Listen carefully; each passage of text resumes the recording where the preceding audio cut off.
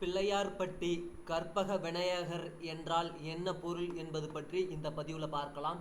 பிள்ளையார்பட்டி ஸ்ரீ கற்பக விநாயகர் கோவிலின் கற்பக விநாயகர் என்றால் பொருள் என்ன என்பது குறித்து அறிந்து கொள்ளலாம். குன்றை குடைந்து அமைக்கப்பட்ட குடைவரை கோயில்தான் பிள்ளையார்பட்டி. சுமார் 1600 ஆண்டுகளுக்கு முன்பே அமைக்கப்பட்ட கோயில் என்பதை கல்வெட்டுகள் மூலம் அறிய முடிகிறது. பல்லவர்களுக்கு முன்பே குடைவரை கோயில்களை அமைத்த பெருமை முற்கால பாண்டியர்களுக்கு உண்டு. பெருபரணன் என்ற மன்னனின் பெயர் கல்வெட்டில் பொறிக்கப்பட்டிருக்கிறது.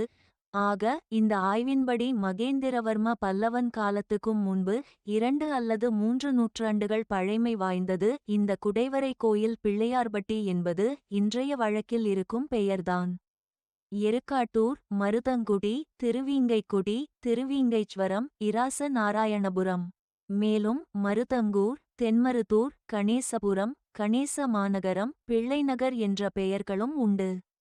கல்வெட்டுக்கள் மூலம் இத்தலத்தின் முற்கால பெயர்களை தெரிந்து கொள்ள முடிகிறது. கற்பக விநாயகர் திருவுருவம் காலத்தால் பழைமை வாய்ந்த வடிவமாகும். வலது கையில் ஒரு சின்ன லிங்கமும் இடது கரத்தை தனது தொந்தியைச் சுற்றியுள்ள வயிற்றுக் கச்சையின் மீது வைத்துக் கொண்டும் அமர்ந்திருக்கிறார். தும்பிக்கை வலமாக சுழித்துக் கொண்டிருக்கும். வலம்புரியாக வளைந்த தும்பிக்கையும் தந்தங்களின் அமைப்பும் அழகாக அமைந்திருக்கிறது. மார்பில் முப்புரி நூல் இல்லாமல் வயிட்டை முப்பட்டையாலான உதரபந்தம் அலங்கரிக்க தலையில் மகுடம் சூடி வடக்கு நோக்கி அமர்ந்திருக்கும் இடமே பிள்ளையார்பட்டி. விநாயக பெருமான் கயமுகாசுரனை கொன்றுவிடுகிறார். இந்த பழி விலக சிவபெருமானை நோக்கி தவம் இருக்கிறார் விநாயக பெருமான். சிவபெருமானை வடக்கு நோக்கி அமர்ந்து பூஜித்தற்கான ஐதீகத்தை கொண்டது இக்கோயில். புதிய கணக்கு தொடங்கல், வியாபாரம் ஆரம்பித்தல் போன்ற காரியங்களுக்கு இத்திருக்கோயில் மிக சிறப்பு வாய்ந்தது. கற்பகம் என்று பெண்களுக்குத்தானே பெயர். இந்த பிள்ளையார்பட்டியில் மட்டும் கற்பக விநாயகர் என்ற பெயர் உள்ளதே.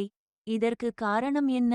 கற்பக விநாயகர் என்றால் பொருள் என்ன? கற்பகம் என்றால் கேட்பதெல்லாம் கொடுப்பவர் என்று பொருளாமே. கல் கூட்டல் பக என்ற 2 சொற்கள் சேர்ந்து உண்டான சொல்தான் கற்பக என்ற சொல் உருவானது. கல் என்றால் பாறை என்று பொருள். பக என்றால் பகுத்தல் பிளத்தல் என்றும் பொருள். கற்பக விநாயகர் என்றால் பிளவுபட்ட பாறையின் உள்ளே உள்ள பிள்ளையார் என்று பொருள். சுருங்கச் சொன்னால் குடைவரை கோயிலில் உள்ள பிள்ளையார் என்று பொருள். பிள்ளையார்பட்டியில் மட்டுமல்ல, குன்றக்குடியிலும் இதுபோன்றதொரு பிள்ளையார் உள்ளார். திருப்பரங்குன்றத்திலும் உள்ளார். ஏனைய குடைவரை கோயில் உள்ள இடங்களிலும் கற்பக விநாயகர் இருப்பார்.